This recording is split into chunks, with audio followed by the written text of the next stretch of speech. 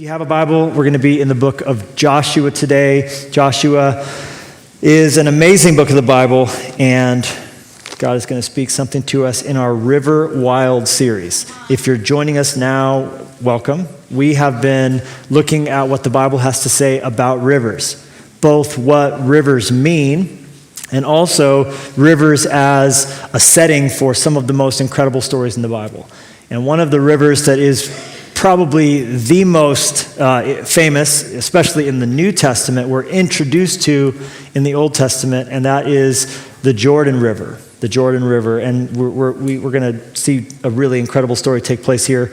It says in Joshua 1:1, after the death of Moses, the servant of the Lord said to Joshua, son of Nun, free dad joke, Joshua is the only person in the Bible besides Adam and Eve to have no parents because he was the son of...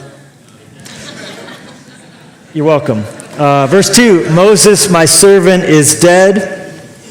God said to Moses' servant. Moses' servant is told, Moses, my servant. You see, because everybody ultimately is God's servant, no matter who you are in life. Moses was the master, Joshua was the servant, but God says, but Moses is my servant. And if you want to do great things in the world, how you access them is through serving. If you're too big to serve, you're too small to lead in God's hand. The world says powerful people assert their authority. And Jesus said, I'm the most powerful person who ever lived, and I'm going to wash your feet. And he said, I teach you a new and a better way. Greatness, leadership, it comes through having a servant heart. That is as true in the Fortune 500 as it is true in the halls of the church. That's not my sermon. Just got distracted because I love the play on words there. Now then, verse 2, you and all these people get ready to cross the Jordan River into the land I am about to give to them, to the Israelites. I will give you, look at this, every place where you set your foot, as I promised Moses. I just want to encourage you that where you go, God's blessing comes with you. And so you don't have to go look over here to find a place that's God's blessing here, look over there to find God's blessing over there. I remember when we were praying all these years ago, 14 and a half years ago, where should we plant a church? Because we knew that we had been released from the situation we were in, and the time had come finally for Jenny and I to step out and plant a church somewhere. That was really what we knew. What we didn't know was where. And we were at a moment of our lives kind of wishing for a Dora the Explorer map to jump out of our magic backpack and sort of tell us where. Like we were really like getting weird with words. I remember, this is a true story, I remember being like, should it be over here? And geographically there was a river there. And that day in my quiet time I had read Paul went down to the riverside. So I was like, it's a sign, baby. It's like, we were getting so weird about it. And so I went to seek advice and wisdom from a pastor. I believe that God blesses through people and being under authority. So I went and submitted myself to someone. Hey, speak into the situation. Here's this choice, and here's this. Should we go here? Should we go there? And he was amazing. He sat back in his chair and he goes, it doesn't really matter. I was like, what do you mean? Because I was so keyed up. Where's it? It's got to be the perfect spot. Got to be God's will. It's got to be right. And he goes, Levi, there's people that need to know about Jesus everywhere. So go somewhere. What was he saying? Everywhere you set your foot, God's going to bless you. God's going to use you. God's going to touch people through you. Quit worrying so much and step out in faith and see what God does. And it was so freeing. I believe God's will is whatever. That doesn't help me. Pick my school? Yes, it does, because God's will is whatever you do in word or deed, honor him. So if you're honoring God, it's his will. So honor him at school, honor him at work, honor him at home, honor him online, honor him as you email, honor him as you drive. If you do that, God's will is whatever you do, wherever you are. Seek to bring attention and honor to Jesus, and you just watch as he blesses you as you go. Also not my sermon. Jumping ahead, Joshua 3, verse 5, Joshua told the people, consecrate yourselves, for tomorrow the Lord will do amazing things among you. It's incredible to think that oftentimes it's not the game really that counts, it's what happens in the game before the game. Great men and women know the power of preparation. So Joshua said, I believe tomorrow can look great, so what significant thing can we do? Consecrate today for the work you want to see him do tomorrow. Y'all, you got to train for the trial you're not yet in. Joshua said to the priests, take up the Ark of the Covenant and pass on ahead of the people. So they took it up and went ahead of them. Then the Lord said to Joshua, today I will begin to exalt you in the eyes, remember that Micro Machines commercial? Of all the Israelites, so they may know that I am with you as I was with Moses. All the kids said, no, we don't. Remember that. Verse 8, tell the priests who carry the Ark of the Covenant, when you reach the edge of the Jordan's waters, go stand in the river.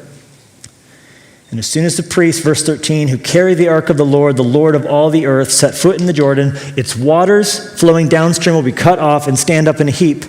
So when the people broke camp to cross the Jordan, the priests carrying the ark of the covenant went ahead of them. Now, just so you know, the Jordan is at flood stage all during harvest. Yet as soon as the priests who carried the ark reached the Jordan and their feet touched the water's edge, the water from upstream stopped flowing. It piled up in a heap a great distance away at a town called Adam in the vicinity of Zarethan, while the water flowing down to the Sea of Arabah, the Salt Sea, was completely cut off. So the people crossed over opposite Jericho. The priests who carried the Ark of the Covenant of the Lord were standing now firm on dry ground in the middle of the Jordan, or what used to be the Jordan, while all Israel passed by until the whole nation had completed the crossing on dry ground. Then if you jump to chapter 4, verse 1, when the whole nation finished crossing, because there was 2 million people, okay? We get some details for the sake of our time today and attention. We can leave for you to read on your own. They finished crossing the Jordan. The Lord said to Joshua, choose 12 men from among the people, one from each tribe. Tell them to take up 12 stones from the middle of the Jordan, from right where the priest stood, and to carry them over with you, and to put them down at the place where you stay tonight. So Joshua called together the 12 men he had appointed from the Israelites, one from every tribe, and he said to them, go over before the ark of the Lord your God into the middle of the Jordan. Each of you is to take up a stone on his shoulder according to the number of the tribes of the Israelites, to serve as a sign among you. In the future, when your children ask you, what do these stones mean? Tell them that the flow of the Jordan was cut off before the ark of the covenant of the Lord. When it crossed the Jordan, the waters of the Jordan were cut off.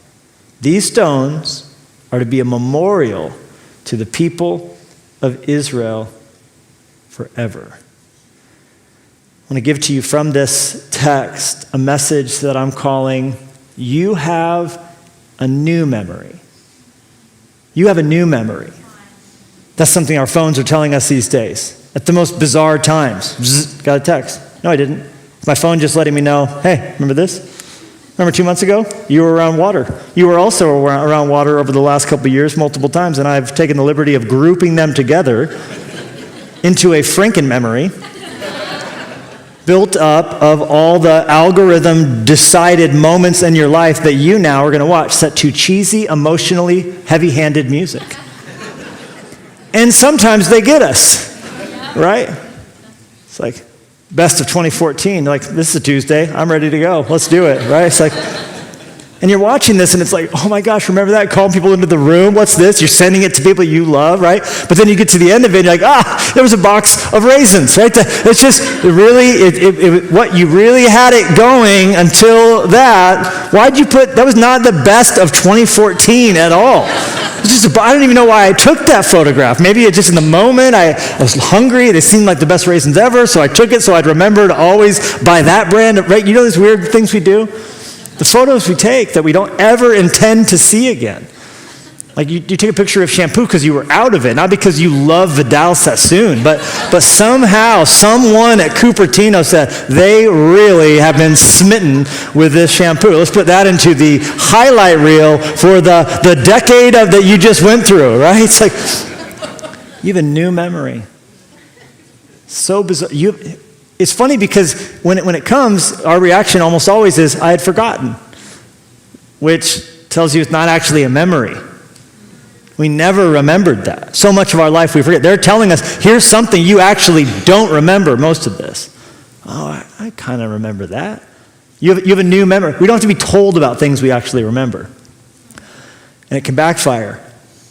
Someone goes through a messy divorce. Bzz, you have a new memory. Here's you two together over the years. Thanks, right? Thanks for that.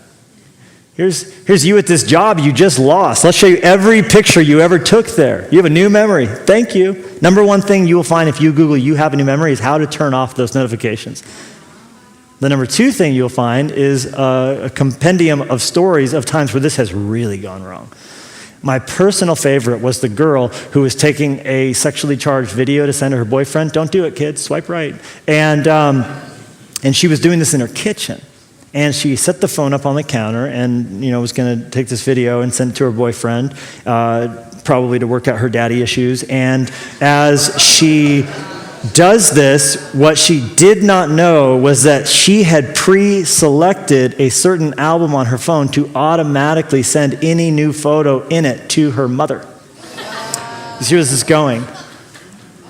Now, of course, she had not said to her phone, okay, Google, whenever I take naked photos, please send them to my mom. She had, however, told this algorithm, anytime there's photos of my son in them and you detect his face with facial recognition, send that to that shared album and mom gets that. Now, of course, her son was not present on this day. But there was a photo of him on the refrigerator, which was the backdrop for this lurid video that she was sending out. So Google said, you told me if I see your son, send it to your mom. So her mom's just sitting there crocheting or whatever she was doing.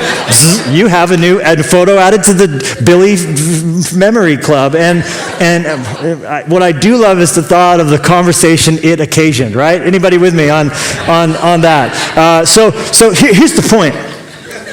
Here's the point. What we remember, what we forget is significant.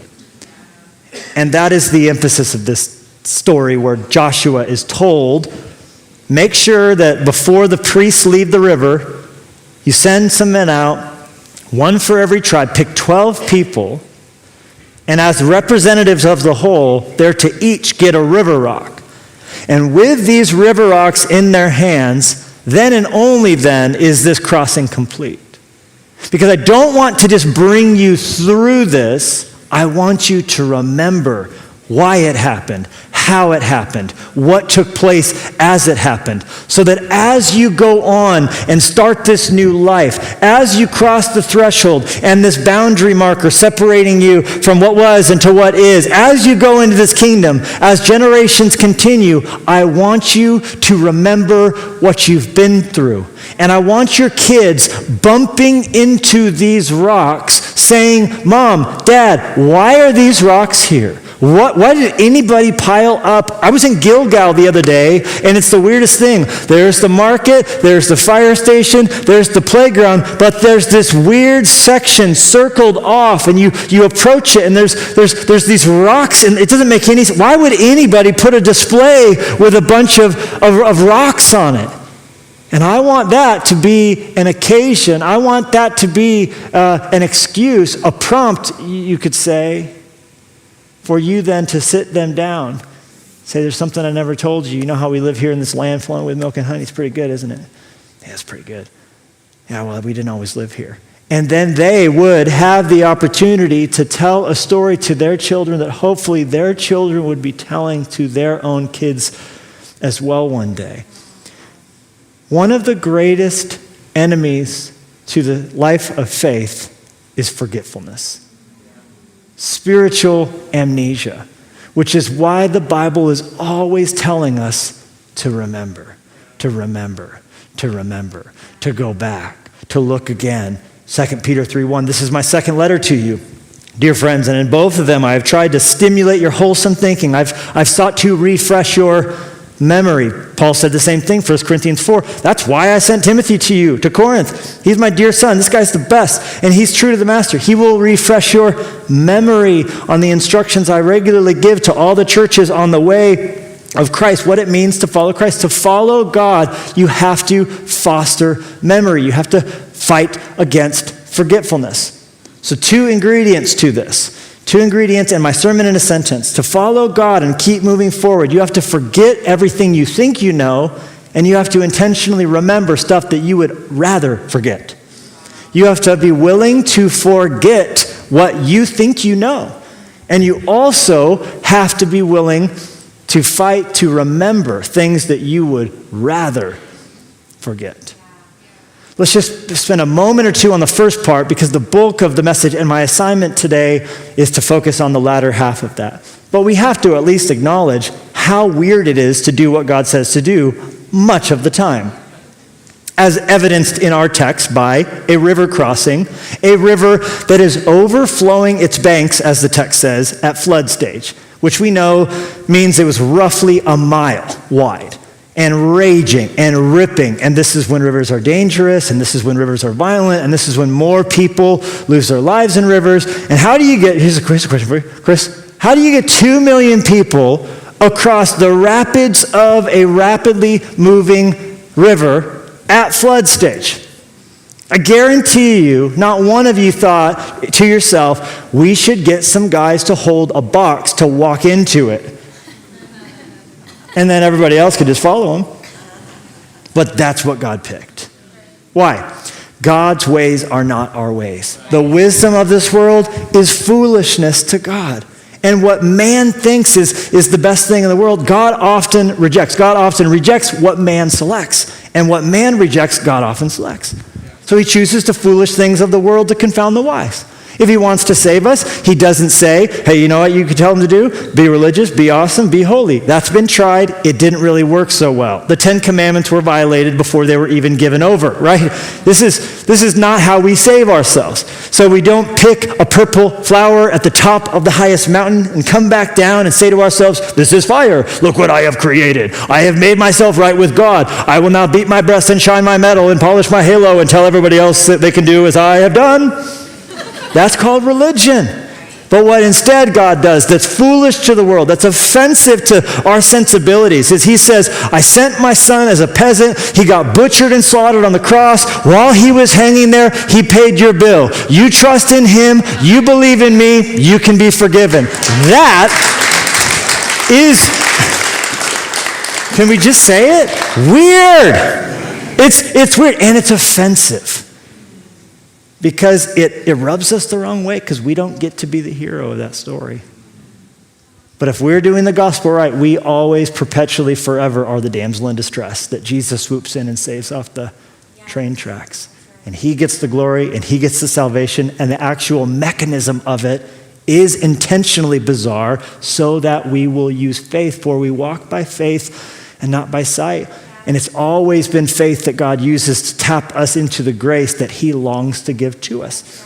So they're going to cross the river and they're going to get into the promised land. They're going to fight a bunch of battles. Guess what? The first one's going to be called Jericho. Jericho is going to be a secure military fortress, the most difficult fight by far they have in the entire campaign to take the promised land. And how do you take up a city that has gates, that has walls, that has archers, that has armies? How do you get into this city that's impregnable? Because it's built on a hillside, and you have to climb the first wall. Then there's a terrace, then there's a berm, then there's a second wall. And to continue to do this, scaling to the last wall, there were 4 walls that guarded Jericho. They were secure, they were barred. You were not getting in, because the moment you got over the first wall, you're stuck now, so they can shoot you like fish in a barrel below. How are we going to take Jericho? Joshua says, don't worry about it. I was having my quiet time. God told me what we're going to do. So all of his generals said, amazing. They've got their plans. They've got their clipboards. They've got their pens. So they're ready as he says, here's what God says we're going to do. All right, we're going to get everybody out. We're going to walk around the city. And that's it. They shut their pens off. They put them away. Joshua says, no, you didn't hear the best part. Oh, he says, at the end, we're going to yell really loud. We're screwed. He's lost it. Great assistant, bad leader, right? They're just thinking to themselves, this is nuts. That's what God did. So you have to, as you follow Jesus, forget everything you think you know. Walk in with Jesus. What is it going to take to grow? It's going to take, some prayer. And it's going to take fasting. And it's going to take worship. And it's going to take being vulnerable with one another. All right, great, got it. But when do I get to really do something? That's pretty much it, right? We're going to continue to do these simple things, these foolish things, these things that don't seem like they're going to work. But as we obey, as we follow, as we are willing to go in circles in Jesus' name, come on, just keep worshiping, keep going, keep giving, keep trusting, share your faith, step out, do something stupid when God nudges you, give him glory no matter what you're doing, as we're obeying, as we're doing it. Why did the priest go first? It's this picture of seek ye first the kingdom of God, and all these things and will be added unto you. The point is, if he had sent the warriors first, we would go, yeah. Sent the soldier. No, he said, send the priests first. They don't even have weapons. They're just armed with the Ark of the Covenant, which is a symbol of the presence of God, paid for by the blood of Jesus Christ that covers. So when we are sending our ark first into the week, we're pausing on a day when we could be on a lake, we could be working, we could be getting ahead, we could be doing any other thing, but we sit here in the inefficiency of this moment. Why? We're sending the priest out first. We're believing that Wednesday, Thursday, Friday, when we get to the water, it's going to part for us. Why? Because we sought God first and his righteousness, and we can believe that all these other things are going to be added unto us. So following God, what is it going to take? It takes oftentimes forgetting everything you think you know. Because God's plans, they often don't make sense to us by design so that we would have faith in him. But the second half is where we must quickly hone in, because it also involves remembering what you'd rather forget.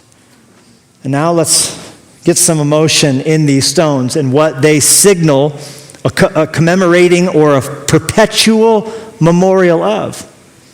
A saga so painful, so frustrating, so annoying, and so humiliating that nobody would want to have a reminder of. As we cross into the Jordan, let's not just get so excited in our new home that we feel like we've always lived here. Milk and honey? We've always had milk and honey. No. You're going to remember what? Well, Joshua chapter 3, verse 1, let's those who laugh at this next joke tell us who was at church last week. Early in the morning, Joshua and all the Israelites set out from Shittim. When I picked to preach Joshua and the river crossing, I did not realize that they had been camped previously at Shittim and the connection of it. I said, you got to be Shittim me. This is great. Because it's where we ended last week, with the river flowing from the altar going towards the Dead Sea, but as it did, passing through a valley called Shittim, a place that during the dry season is wilderness, a wadi, barren. So much so that in Jesus' day, the lower Kidron Valley, another name for the valley of Shittim, was where they threw their garbage. When city planners master plan a community, they don't put the landfill in the most desirable digs, y'all. You see? This is meant to be understood as where this perfectly encapsulates the last 40 years. Shittim. 40 years of failure, 40 years of delay, 40 years of grief. Why? Well, Deuteronomy 1:2 says it's actually only an 11-day journey to get from Horeb by the way of Mount Seir to Kadesh Barnea on Canaan's border. Yet Israel took 40 years. That would be infuriating. That it actually was only supposed to be 11 days to get from Sinai into crossing of the Jordan River into the Promised Land. And they did such a wonderful job, which tells me they were not listening to their wives at all. It took 40 years to do what should have taken 11 days. And it's unbelievable when you actually dig into it. 10 different times they complained, 10 different times they denied God's power, 10 different times they obeyed. But the absolute worst of it was when they got to that river for the first time. God gave them the chance to go in, but they first elected to send some spies in to check things out because they wanted to do things that made sense to them. And so they send these spies in to check it out. And two of the spies, Joshua and Caleb, same Joshua, came back and said, it's amazing, best grapes I've ever seen. Turns out there's a river flowing with milk and then honey. I mean, they just reported, this is the place, this is the stuff, this is not Shittim, let's live here, this is it, man, this is where Abraham, this is the Holy Land, our God's before us, let's not even wait, let's just go, let's hit it, let's go. But 10 of them said, not so fast. Do you know how hard it's going to be? We saw giants in there. We saw fortifications in there. It's going to be one fight after another fight. Let's not do it. We can't do it. Joshua and Caleb saw the same giants, but their eyes were on God, the giant slayer. And the others were only focused on the problems. So the 10 spies, their overwhelming negativity, because you have to understand, In our minds and in our memories, scientifically, sociologists say that bad things you hear are like Velcro, and positive things you hear are like Teflon. So good things, they slide right off of you, and bad things stick with you.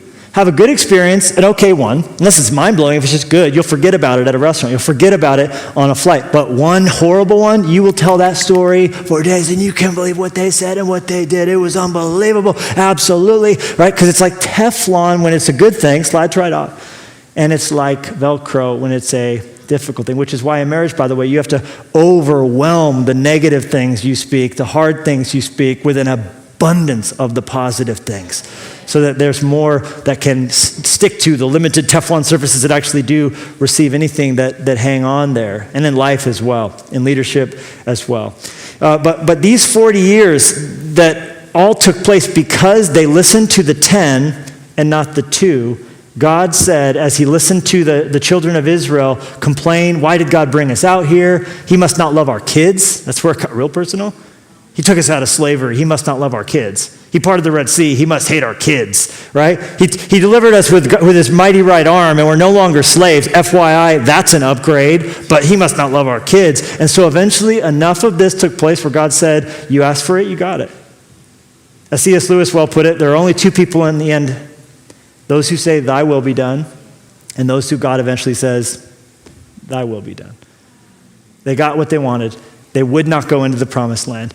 And so God said, this is Joshua chapter 5, verse 6. They moved about in the desert 40 years until all the men who were of military age when they left Egypt had died, since they had not obeyed the Lord. For the Lord had sworn to them they would not see the land that he had solemnly promised their fathers to give us, a land flowing with milk and honey. So their children would be the only of the generation that came out that would actually get to go in, with two exceptions, Joshua and Caleb. God said they have a different spirit in them, and so I'm going to take them over. Y'all, you can't cross over into what God has for you if you have the same spirit in you that's in the world. There's got to be a different spirit in you. There's got to be a Holy Spirit in you. There's got to be something different about your perspective and your motivation and your goals and what moves you. There's got to be a different spirit in you. Otherwise, you will not be able to cross over. And I'll have you note that 10 spies were bad and 2 spies were good. So there will oftentimes be a minority aspect to any situation you're in. And oftentimes at work, in school, in life, we feel like, well, I'm the only one who sees it this way. That's oftentimes how it's going to be. But you got to not let that stop you, but rise up with the spirit like Caleb. Rise up with the spirit like Joshua. That's why we're so passionate about this movement conference for our students, so passionate about a leadership college, so passionate about summer internships. Why? We're raising up some students with a different spirit in them. We're believing students in Whitefish and Bozeman, Salt Lake, and Portland. We're believing for students in Big Fork and Evergreen to rise up with a different spirit in them that's in the world, so they can cross over the Jordan into everything that God has for them, to see them tap into their full potential and use their gifts and change the world. We will always be a youth-led movement, believing for some Joshuas to rise up, some Calebs to rise up, and to be sent out seeking God's will. So now they're in Shittim. And they're going to be there for a while. They're going to be there for a hot minute till they go to a crap ton of funerals. Because everybody's got to die. I mean, at this point, they're like, hey, how you feeling, Grandpa? Right? It's like, feeling good. Right? That's for real. And meanwhile, their enemies are going to try and stop them from ever being able to take out the promised land and ever be able to get there. And some will come at them militarily, and some will try and be their allies, but use the sneak attack of friendship so they can get a temptation across. In fact, one of the most effective ones took place in Shittim in Numbers 25, verse 1, which says, while Israel was staying in Shittim, the men began to indulge in sexual immorality with Moabite women. The Moabite king realized he couldn't defeat him on the battlefield, so instead he sent in temptation through the back door. Through Tinder. He sent temptation in through one sexual text message at a time, and these things began to take root. So they were dealing with so much in this 38 years. Now you start to get a sense of like, oh, wow, I would not love to have a memorial commemorating this period in my life. Let's, for now and eternity, be telling the story of the time Dad was unfaithful with a Moabite prostitute. That's a really rousing dinner conversation. What are those stones there? It's funny you should ask. You know, I never did tell you why you have green eyes and Dad has blue eyes. It's right? I mean, this is like, oh, Lord Jesus, right? Why do we need to have this memorial? Why does it need to be right there at the headquarters, which would remain the headquarters throughout the whole campaign? Gilgal, right there, first prime spot right across this lush palm tree paradise that is Jericho. Because, and this is really important that you write this down, just because something's hard to remember doesn't mean it's bad. Just because something's a hard memory. Hear me. We're living in an era, an unprecedented era, where hard and bad have become synonyms. And that's true on a number of levels. Hard things, we shrink back from, oh, it's hard, the job's difficult, we hit a barrier, just throw up our hands, I don't want to do this hard. The school, it's hard, it must not be good, this is hard. Okay, when I find my sweet spot, it's not going to be hard. Hard things can be extremely good. In fact, some of the best things in your life that you will ever do are going to be among the most difficult. I dare you to be skeptical of things that are too easy. I dare you to be skeptical of something that's just a free lunch, a free meal. Oh, it's easy, no strings attached. Oh, I'm going to have a timeshare. All I have to do is go to this lunch. I just encourage you to take hard and take bad and to erase the connection that would tell you in your mind that they're synonyms. And this should be applied as well to bad memories and difficult memories. And in our culture right now, we're walking around more and more, you're seeing trigger warnings. Trigger warnings. Just before you read this article, it might be really hard emotionally for you. And that's more and more what we're seeing in our day. Because this is going to be hard, you should understand that. And I can, if I want to, live a life where I'm really making it all but impossible for things to dredge up stuff that needs to be dredged up.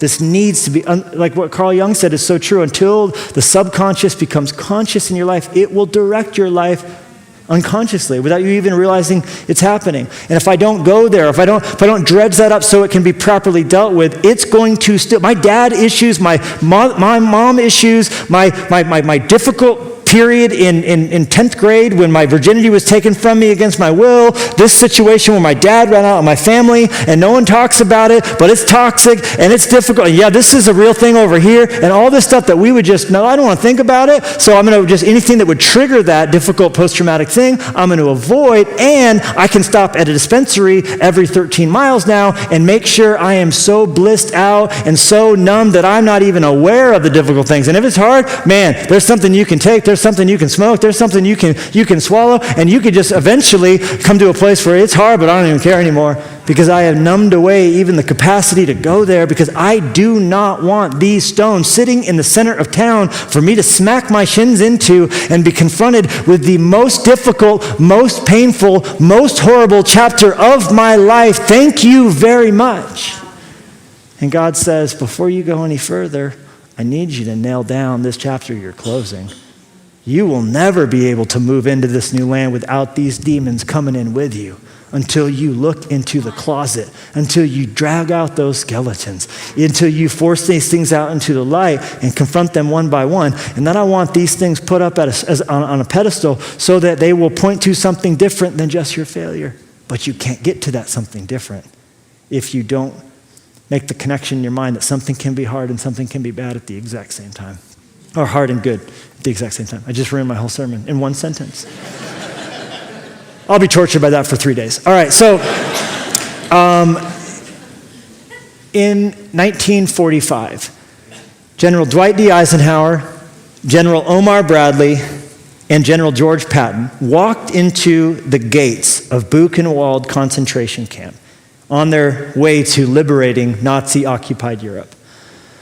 No one in command in the Allied army had ever stepped foot in a concentration camp. They'd heard about these prison camps, they had heard whispers and rumors, but many people back home thought it was just propaganda. Oh, how horrible the Germans are, how horrible the Japanese are, that it had been blown out of proportion, and surely there wasn't really atrocities being committed, surely there were not people actually being put to death. So when Eisenhower and Bradley and Patton walked into the gates of Buchenwald, they were the first Westerners to step foot in now, or first from the Allied army to step foot into a concentration camp. They were horrified and appalled to see that it was not what they had actually heard. It was significantly worse. As they were standing in the midst of one of the earliest and one of the largest of the so-called concentration camps, but by no means the only one. There were 44,000 such sites scattered across Hitler's Europe as a part of his master plan to cleanse humanity. And they were greeted by 20,000 or so emaciated skeletons covered in skin, trying to flee on the way out, who still somehow had managed to hang on to life, subsisting on the 700-calorie-a-day diet they had been famished to be receiving for God knows how long. It's said that Patton had to hide behind a building to vomit, that Eisenhower grew pale, and Omar Bradley was speechless, for the crematoriums were still smoldering. And this was one of the locations where, in all, 6 million Jews and many, many, many other people were humiliated and debased and eventually had their lives taken from them. Eisenhower immediately summoned his aide and ordered that the press from everywhere that they were be brought to the spot. He then had a letter written to the Congress back home and invited every member of Congress that was willing to get on a ship, to get on a plane, to arrange transportation to come here, that they needed to stand there before it was bulldozed. They needed to stand there and smell and see what made old blood and guts, General George Patton, retch. He then said, and I love this quotation, he said, "I want them to document everything we found here, because maybe someday in the future, people will deny that the Holocaust happened. And our boys may not know what they're fighting for, but with this evidence, they'll sure know what they're fighting against." You see, seeing something like that is hard. Seeing something like that can trigger a lot. Standing in Arlington Cemetery, going to Gettysburg, these things that are hard are also at the same time so very vital. Seeing these stones, remembering these things, hard, yes, but incredibly important all the same. And what's true nationally, what's true internationally, is also true individually. Hard things. We have to sort these out from our dogmatic label we put on them as bad things that we reject and as bad things that we're going to ignore. Bob Benson wrote a book called See You at the House. Never read it, but Max Lucado, a friend of mine, quoted from it, and I just loved this quotation. He had just had a heart attack, his friend, that nearly took his life. Guy almost died. And afterwards they went to coffee, and clearly there was a jocularity and a friendship that allowed the depth of intimacy, that allowed him to ask his friend the incredibly insensitive question, "Well, how'd you like your heart attack?" His friend replied, "I did not like it very much, thank you. Nor did I love the quadruple bypass. Nor did I love the heart bypass machine, the long bypass. This is awful. It's the worst thing I've ever been through. What do you mean how I like my heart attack?" He then probed him. "Well, what happened?" "It scared me to death." He goes, "Well, how are you different as a result of having been scared to death?" He said, "Would you do it again?" The guy goes, "Absolutely not." He said, "Would you recommend it to a friend?" He goes, "Not my worst enemy." He said, "But does your life mean more to you now than it did before?" He was quiet for a second and he admitted, "Well, absolutely it does." "Well, how about holding your granddaughter now?" He goes, it's more precious than I could possibly even articulate." "How about your relationship with God?" He said, it's richer than at any point in my journey following Jesus. There's a real sense of nearness and friendship with him that I honestly have not really ever felt before." He said, what about your marriage? Your marriage has always been good." He said, "We're closer than ever. My wife was right there with me through it all." "How about other people?" He said, "There's a new compassion for people who are going through hard things. I've been cavalier before about people in crisis. Now I realize it sucks to be in a hospital. It's hard to go through this stuff." He was quiet for a moment. Then Bob said to his friend one more time, "So how'd you like your heart attack?" Silence was the only answer he got. Because he realized in the moment that that hard thing that he chalked up to a horrible thing, that in time, with perspective, he realized was a recalibrating thing, was a wake-up call kind of a thing, was in some strange way a mercy in itself, sparing him from a life focused only on the here and now, and that he was given another chance to reapproach his life after this horrible thing, gave him brand new eyes to see his same old life with. Which is why it is so important, church. First of 5 quick takeaways, 6 if you act well. We got to roll stones. We have to be intentional about rolling stones. As they rolled these stones up into a memorial, they were making it very difficult, almost even impossible to forget. So what are you doing to commemorate, to journal, to document, to make sure there are prompts in your life where you don't have to tell stories because people are saying to you, what does that mean? What's the story with that? Why is that there? And specifically with your children, that you're giving an occasion, giving a moment in time where you can talk about the difficult things and the hard things and the fact that, your grandmother, you've never met your grandmother, your grandfather, you never knew him, but here's what our family has been through. Here's where there's a weakness in our gene pool. Here's where some difficult things in our family tree. Here's where this has happened, but here's the most important turn. But here's where God has been good. And here's what Jesus has done in my life. And here's what happened. And here's how it can be different. And here's how God can take the family tree and weave it through a different tree, a tree called Calvary. And that he can cancel generational sins. That he can help us tap into gifts and to tap into power and to write a new story. And there can be legacy. And there can be righteousness. And you know what? There's not been a man who's been faithful, but so help me, son, God is going to use you to do it. Your marriage, your life, your faithfulness, those demons, they have no power over you. It's been broken through the blood of Jesus and the word of our testimony. We have to be willing to go there. You see, if we close up those storage containers with all the hard things, traumatic things, and our own personal failures, we'll never get to teach them to our kids. And so they'll walk right into the same traps that we did. We have to roll stones. Secondly, we have to make a clean break. They fully crossed this river. They left Shittim behind. They broke camp, it says. And they set up a new home here in Gilgal on the way to occupying the promised land. And to commemorate that clean break, before they did anything on the battlefield, God had them all have a service ceremony, and all the men were circumcised. And you're like, I'm waiting. How are you going to work this into my life? I need application, but I don't want that. Here's how.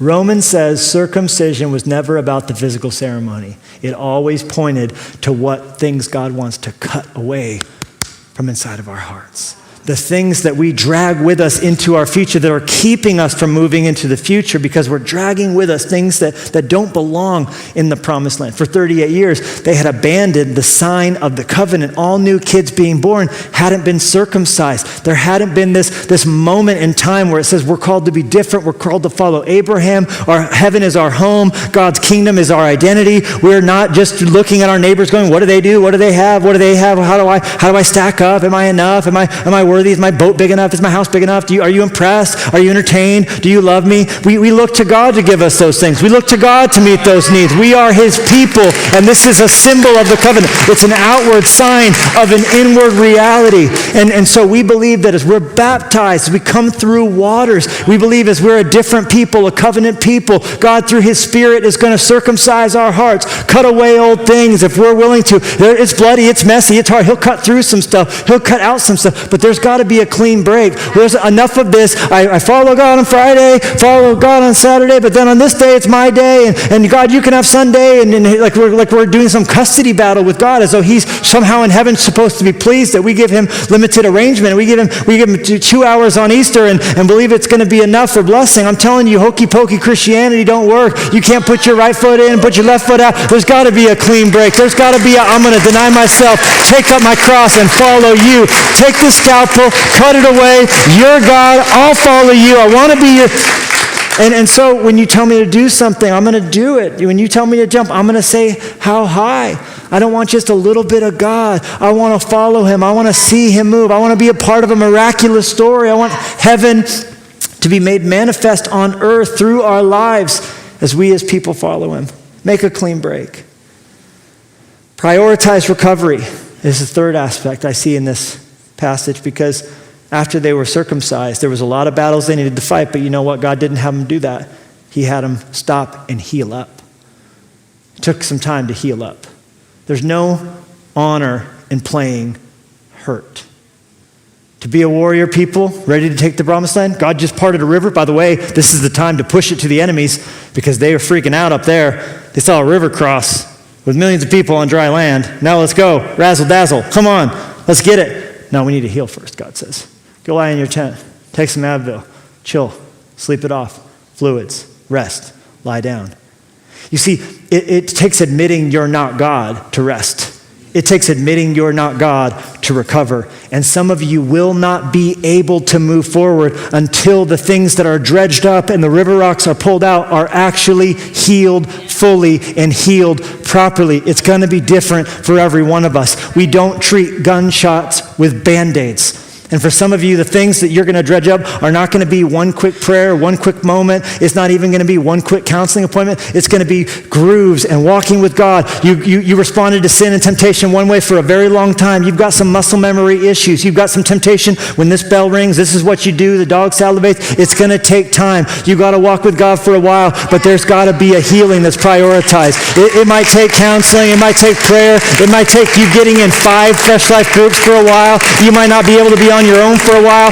Might be people having to call on you and check on you. You might need a roommate for a while. It might be the clean break and the new slate. Might be you don't date for a year. There is so much going on that you keep are chasing your childhood and trying to fill some empty place in you. There might need to be that separation where you can actually heal up before you are ever able to go into a new relationship, because you come out of Egypt, but there's still some Egypt up in you. And until you heal well, you can get a new job. You can go to a new church. You can move across state lines. You're not having a start over moment though, because all that stuff is still there with you. It's going to be toxic in the new marriage. It's going to be toxic in the new situation until you prioritize recovery. But doing so sucks because we have this just need to always be doing. Always be doing. But following Jesus means resting and healing and sending out the priest first. Resting and healing and sending out the God box, the presence of God with us. That's our portion. That's our strength. And every week we get a chance to do this when the Sabbath rolls around. Every week when we've had 6 days of productivity, we get a test. Are our gods money? Are our gods what we can accomplish? Or can we rest a day? And notice, that's weird. The world's still turning. It's the darndest thing. Without me doing work, without me. No, you, God, are my portion. I'm going to rest, and I'm going to wear sweatpants. I'm going to watch my kids play, and I'm going to have a good meal, and I'm going to walk, and I'm going to just rejoice in you. And I'm not going to work because I'm going to trust you. I'm going to prioritize recovery every week. I'm going to prioritize recovery every day, sleeping well, rhythms. These are so important. Fourthly, work hard. We have an excuse to tell stories. We have an excuse to break stuff off that's holding us back. We have an excuse to say no every week, say no. Every time you get paid, say no to what you would want to do. Honor God first, send the priests out first. But now we have an excuse to get to work. Excuse to get to work. Why? Because look at verse 12 on the screen of Joshua chapter 5. It says, I'm just going to read 3 words. The manna stopped. Well, that's weird. It feels pretty good when you're hungry to just go like this. Ready?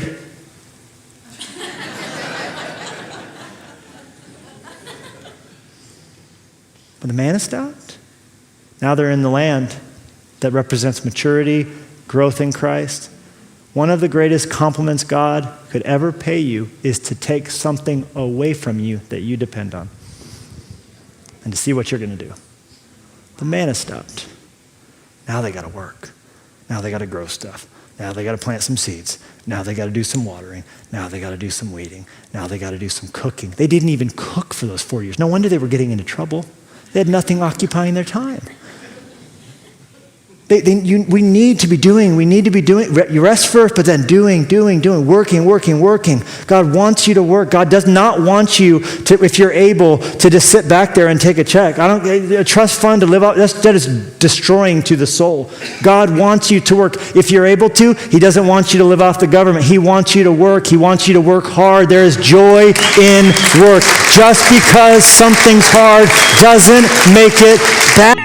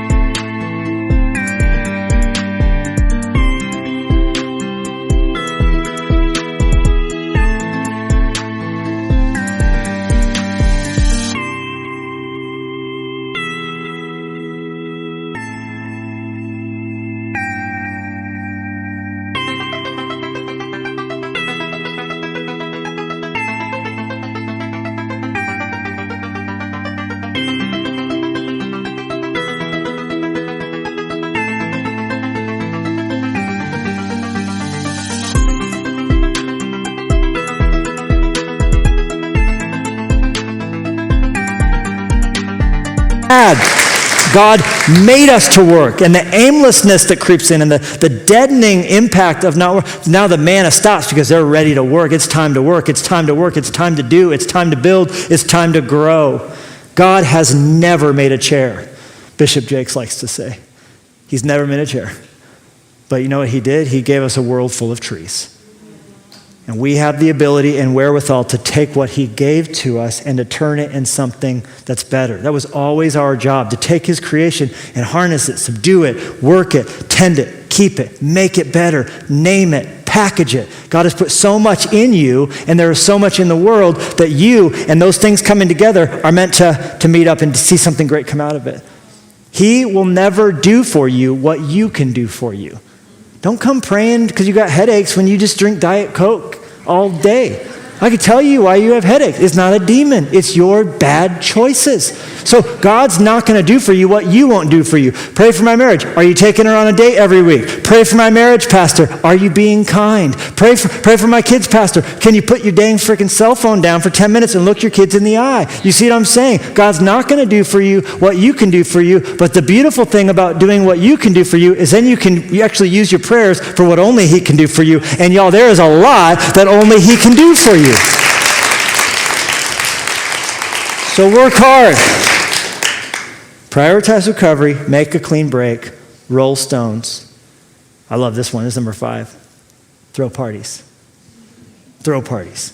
All right, we're healed up from the circumcision. Now we're going to fight? Can we go take Jericho now? God's like, nope, it's party time. It's party time? God, this doesn't make sense. See point number 1. Forget everything you think you know. Because right there with Jericho watching, it's time to celebrate.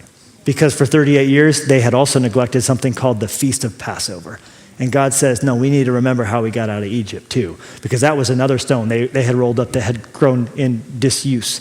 And so they have this party. And I realize there's a religious aspect to it of worship and all that. And yes, there is. But it was also just a really good party. It was the high day on the Jewish calendar. This is a feast stretched out so long, it involved 5 different cups of wine.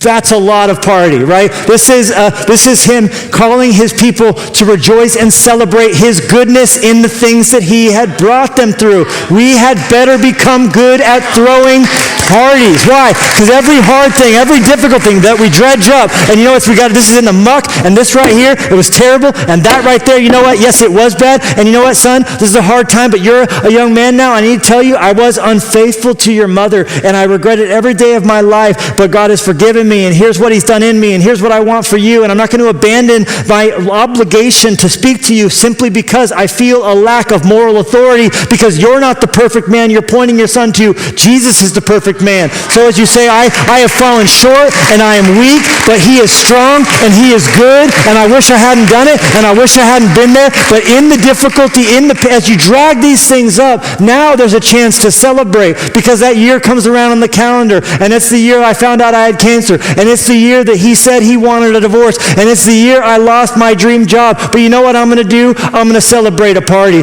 And it might be that I'm almost passing out celebrating. It might be that I'm weak as I come to the first anniversary of my daughter's death, and we're going to have a celebration instead of just not talk about it and not think about it. But right here on this ground zero will be the occasion that I lift my hands and I declare that I have lived, I have not died. I thought it was going to take me out. I thought the anxiety would take me out. I thought the panic would take me out. But I am telling you, I will not forget things that God has brought me through. It's too precious to forget. It's too important to forget. And let's celebrate. Come on, pass the bread, pass the wine. We are ordering dessert. We are going to enjoy a life that Jesus died for us to have.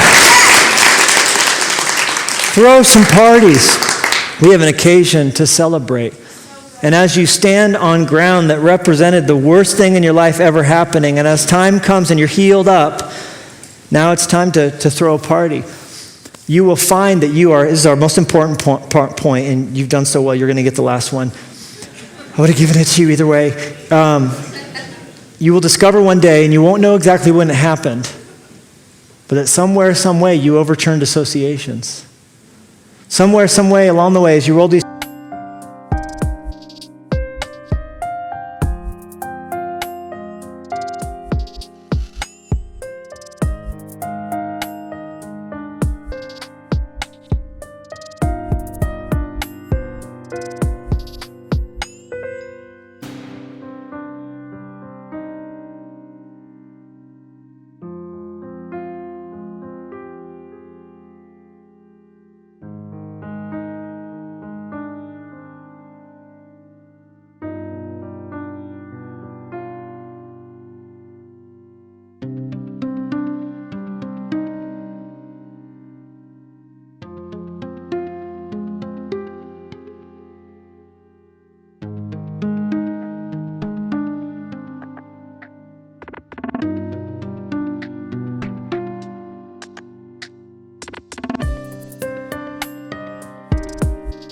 stones, you prioritized healing, you were working hard, you were doing all these things. You're going to wake up one day, and the same stone that you always held in your hand that always spoke of one thing is now going to have an entirely different meaning to you. I don't see this in the text, Levi. It's actually in the book of Numbers. Chapter 14, verse 10, the day that they were told, you will not get into the promised land. You're going to die here. Only your kids will. Something had happened that had made God angry. After they accused him of not caring about their kids, Joshua and Caleb one last time spoke up and said, stop, everybody. Do you remember how good our God is? Do you remember how powerful he is? Let's do it. Let's take the land. Let's follow him. Don't do this. Don't do this. The people said, shut up, Joshua. Shut up, Caleb. And then they took up, look at the text on the screen. They took up stones to kill Joshua and Caleb.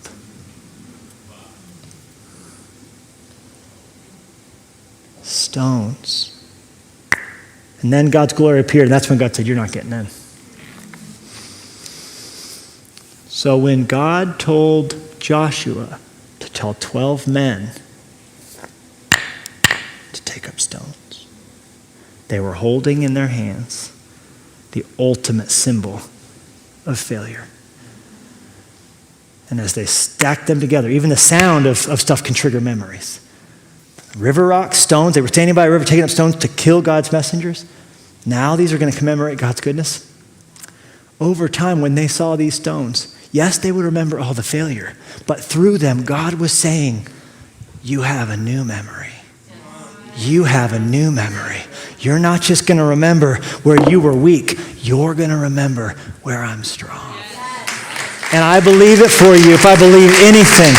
that the memory that is the most painful, the most traumatic, the most difficult, the most fraught with triggering connections and debilitating paralysis, so much so that even walking up the stairs thinking about going to bed can give you anxiety because of the post-traumatic shock waves of, is it going to happen again tonight? Am I going to be terrified tonight? Is it that eventually with time the same thing can have a new association. The same thing can represent a new memory, because memories can't be deleted, but they can be layered. They can be updated. They can be overwhelmed. They can be overloaded. I've seen it happen in my life. I've seen it happen watching you worship, because in the difficulty of the situation, with trembling hands you raise them. There comes a day when you limp in and you barely can raise them, but then a day comes and you won't even know when it happened that you became a man of God that you weren't expecting. You became a woman of God, and you raised your hands triumphantly with an ease about you, with a lightness in your spirit.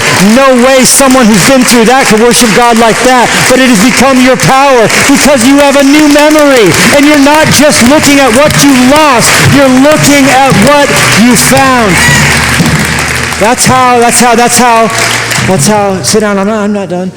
That's how the woman in Luke 7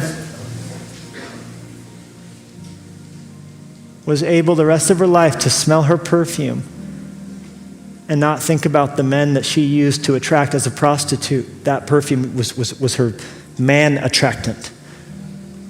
Most precious thing she owned. She broke it and poured it on Jesus' feet. Smelling the same smell that she had smelled 1,000 times, looking into the face of a John who was there to take from her only. She now looked up from her knees into the eyes of her Savior, the only man she had ever known who wanted to give love to her and give identity to her and not steal from her and take from her. Your olfactory nerve runs right by your amygdala, so that scent and memory are inextricably connected. But for the rest of her life, she had a new memory. And you can too. One day at a time. And through the rolling of the stones that we were rolling, all this time God was doing something different, because the text says that God told them to call the place where their camp was on the other side of the river Gilgal. And Gilgal means rolling away. Rolling. I'm rolling. It's a circle. I'm rolling stones, though I'm weeping. I'm rolling stones, though it's hard. I'm rolling stones, though I'm shaking. Look, there was a day where I could not watch CPR in a movie or see instructions for CPR at a hospital or a hot tub without absolutely having a moment of losing my breath. Because it brought back things I wanted to forget, things I would have been happy to blast myself with some drug and not think about and not feel anymore. But in just choosing to fight through it and know God was with me in it and having the right people to talk through in the midst of it and work one stone at a time. I'm rolling stones. He's rolling away my disgrace. And there came a day when my disgrace had been rolled away. The shame had been rolled away. It's happening right now. Come on, from glory to glory, from grace to grace. Though we're trembling, though we feel like we might fall, He's rolling away our disgrace. Stones are heavy. And that's why crocodiles swallow them. It's true. They intentionally swallow stones like this, river rocks.